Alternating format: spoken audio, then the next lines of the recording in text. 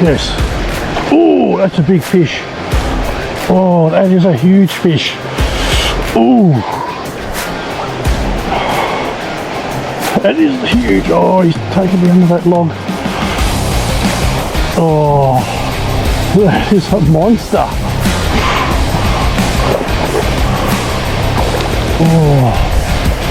Oh, look at that.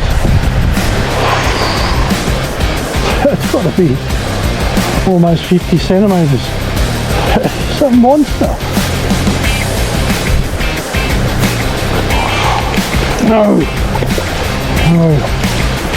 Oh. No, no, no, not near that log.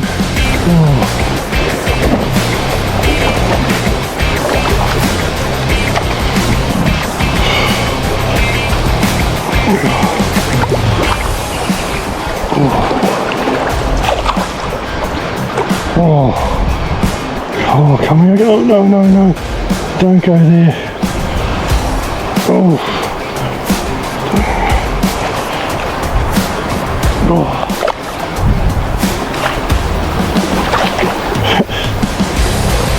Oh, yes. Oh. Holy moly. Wow. That's a brown, the first brown. Oh. That is a huge fish. Yeah, that's 50 centimetre, easy 50 centimetre brown. Well, hi everyone, welcome to Fly Fishing with Krazza. Today I'm just going to cover my Euronymphing setup. I had someone ask on my channel, so I thought why not, I'll share it. It's not rocket science. I'll start with the gear that I'm using, or the rod and the reel that I've got. The rod that I've got is a Douglas. It's a DXF 3114. It's an 11-foot rod, and it's a 3-weight. I mean, I did a bit of research before I bought this rod. I did buy it secondhand. I do buy a lot of secondhand stuff from the US. It did rate quite well against a lot of the other rods. I mean, the rod that I really wanted was just out of my price range, and this has been a really good rod. I really can't complain. I have had the tip break on me though, but you know, that's something that does happen. What else can I say? I have caught a stonker trout with this 3-weight. It did take me a long time to land it. I just had to be careful that I didn't break it off. That was on the Goulburn. That was probably about maybe 4 years ago. So it's been a pretty good rod. I can't complain about it. It's been really good. I did start off with a pretty cheap reel, and I did move up last year. I ended up buying this tilt, a Remington tilt. It's a medium priced reel. It's not top of the range, but you just want a big diameter arbor on a reel. It did come with counterweights, but I'm finding like with this rod, where are we? With this rod, you know, like it balances quite well with none of the weights on. So that's what you want. You want a rod that balances nicely, and that does. So that's why it doesn't have any weights attached to it. So it's quite good. Now I think what you really want to know is about the line setup that I have. It's something that I got from, you've probably heard of him, Wilderness Fly Fishing. It was a Scotty X. He's a really good guy, and you know, I mean, I'm not doing an ad for him, but if you really want to learn how to land fish, how to do basic fly fishing, I mean, this guy is really good, and he just goes beyond what he needs to teach you, and like he'll push the day out just to make sure you have a good day and land some fish. So what I've got is mentioned the reel and the rod, and also you need enough backing. Yeah, so the fly line that I'm using on my Euronymphing rod it's a Cortland. That's it there. I don't know if you can see that. It's called a Euronymph braid core. It's a 0.022 level, that's what it says. It's a chartreuse colour, so it's a green. You can see that, it's like a limey, oops, that's not it. That's it there, it's a limey green colour, chartreuse. And what did that cost me? That was about $100. So, I don't know if you need, you know, a proper one, but I thought, you know what, I'll get a proper line. So, yeah, that's the the fly line that I use. It's a Cortland Euronymph braid core. So if you want to use the same, well, it's up to you, but there are lots of them out there. It seems to work fine for me. So yeah, that's the line that I use. You don't need high quality. You probably don't even need an expensive fly line, because it all happens where your leader and tippet is. So it's just because it's green. I mean, obviously you can use it a bit as an indicator before you go to your tippet, but I can't say that you need to buy a special line. And then you've just got to have enough backing, of course, so if you do end up onto a decent fish, to let the fish go for a run if it needs to. Now the leader setup, it's 3 meters of 0.25 millimeter indicator line. So I've got like where are they? I've got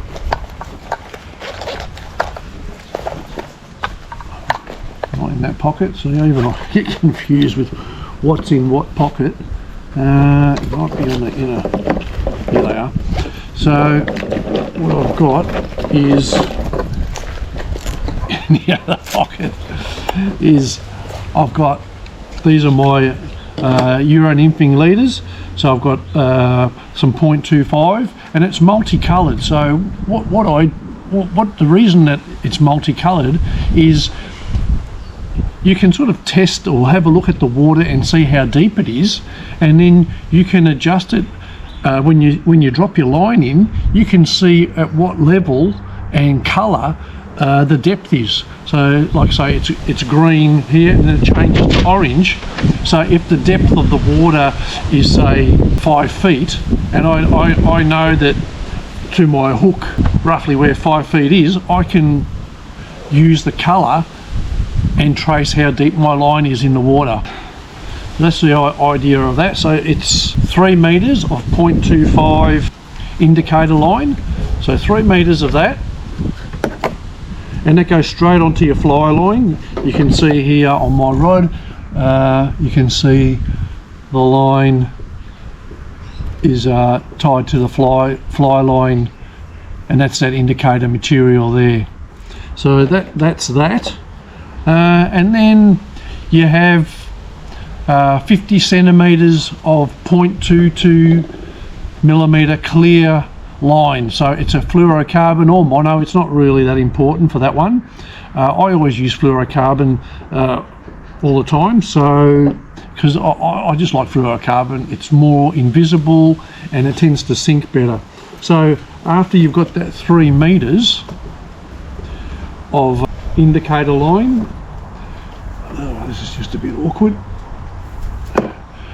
the indicator line, I just use a surgeon's knot and tie on the 50 centimeters of 0.22 clear line.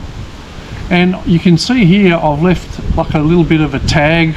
Yeah, so there you can see the tag that I left. So that's just so that I can see that when it goes into the water. Just got it on a bit of a black background, so it's a little bit easier to see. So I hope you can see that. Off the join, and that makes it easier to see when it's on the water. I can see that tag. I mean, it might disturb how your line sinks, but I'd rather know at what depth I'm fishing. And it does get down. It does get down in the end. You just got to make sure you cast way up the stream so that it gives time for your fly to get to the bottom where the fish are. So make sure you cast way upstream and then follow the current, and just have a little bit of slack on your line, and then just follow the current and wait for it to get tight, to tighten up. If it tightens up, strike. Even if it's a snag, doesn't matter. I mean, if you're fishing small rivers, you're going to get snags when you're Euronymphing, and be prepared to lose a few flies when you're Euronymphing, because it's just the way it is. So yeah, that's why I just leave a little bit of a tag end. So then I go to 50 centimeters of 0.2 millimeter indicator line. So I've also got this here is 0.20 indicator line. So after you've tied it to the first indicator line. You've got your 500 mil of normal clear line. Then you've got another knot here. So I don't know if you can see that. I'll just leave that along. So then here's the next one. So this tippet here is another 50 centimeters long, and it's the same thing. I've left a little bit of tag in the surgeon's knot there so that I know the depth. And then after that, you can go to a tippet ring here, but I just go to a surgeon's knot, and same thing, I leave a little bit of a tag on it as well. And then there's usually another 50 centimeters of tippet to my fly, usually about 0.12 millimeters to 0.16, and that's fluorocarbon. I always make sure that is fluorocarbon. And so same thing, the indicator line, the 0.2, and then down to the 0.12 or 0.14 or 0.16 tippet material, and then obviously your fly. And you know, like if you want to get down, if the water's running a little bit faster, you want to get down a bit quicker, just put a bigger bead on, you know, that'll get it down quicker. So I mean, basically that's how I fish with my Euronymphing setup. But I'll tell you what, it is just so effective. It's just so effective. It's just a great way to catch trout. You can fish it in big rivers. I've used it in the Goulburn, and like I said, I've caught stonkers in the Goulburn with the Euronymphing rod. I mean, it is only a 3 weight. I wouldn't encourage it, but it's not impossible. You can do it. Always make sure you use a tungsten bead, because that'll always get the fly down quicker. Even with my squirmies, I use a tungsten bead. And you know, use the following sizes of tungsten beads, like a 4 mil, a 3.5, a 3 and a 2.5. Wouldn't go less than a 2.5. And depending on the size of fish you're expecting to catch, that'll determine, you know, what size tippet you go.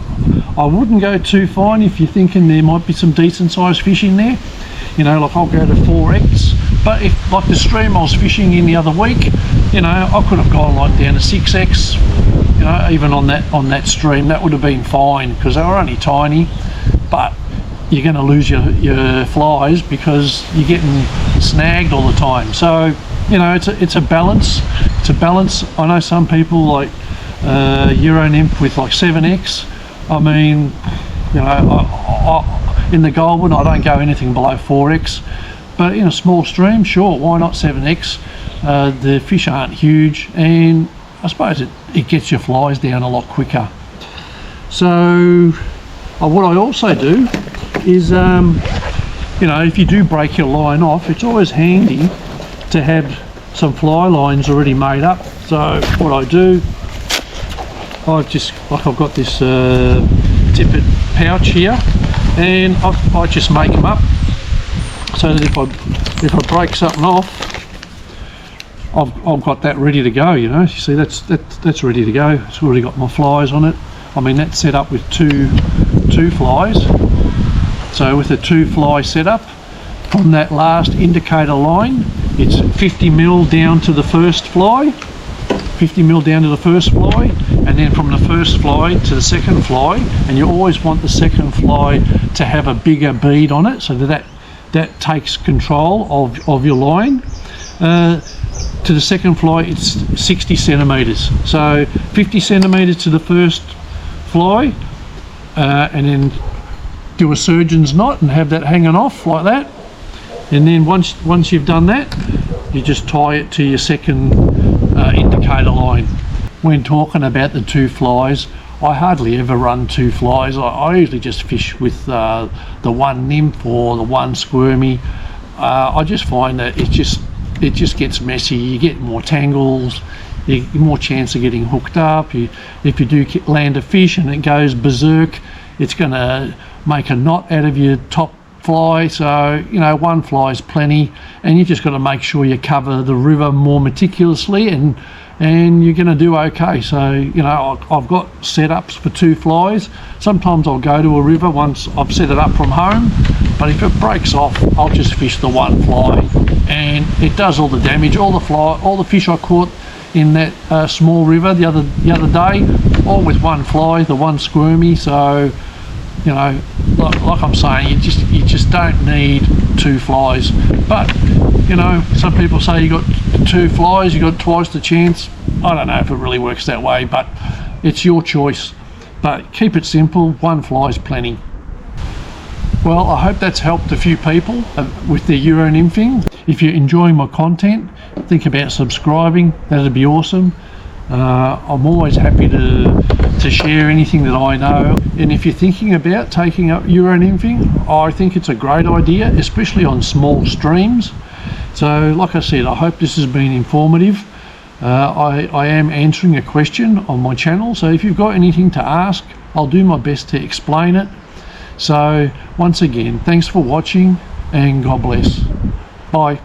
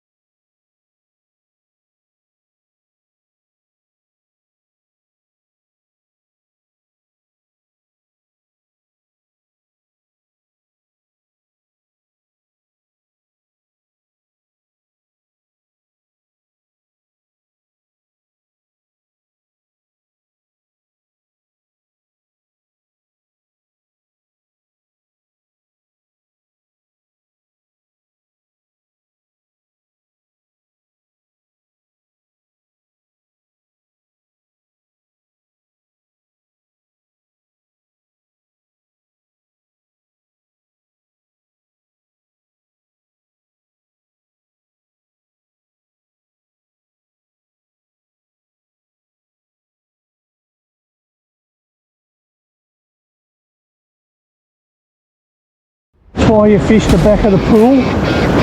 I know another one, and he was just here cruising along. Oh, can't get my footing.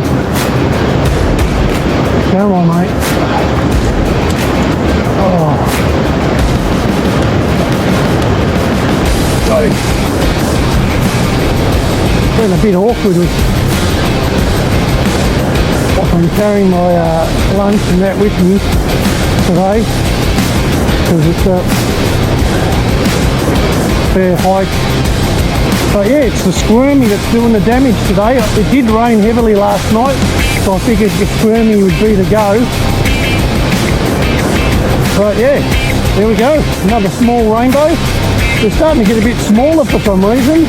The first few were quite big, but anyway, fish is a fish. See you, buddy. Off he goes. He's good.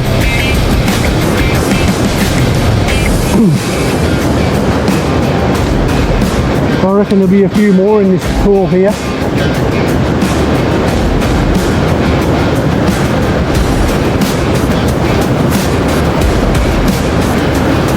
Just got to fish the back of the pool. Whoa, another one. Here we go. How good's that? He's going nuts. Where's my net? Whoa.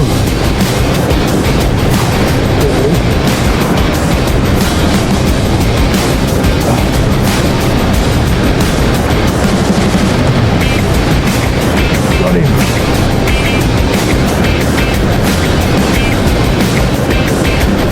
Oh.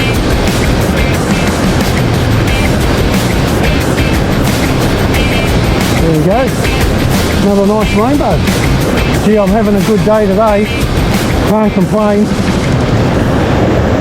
A really good day.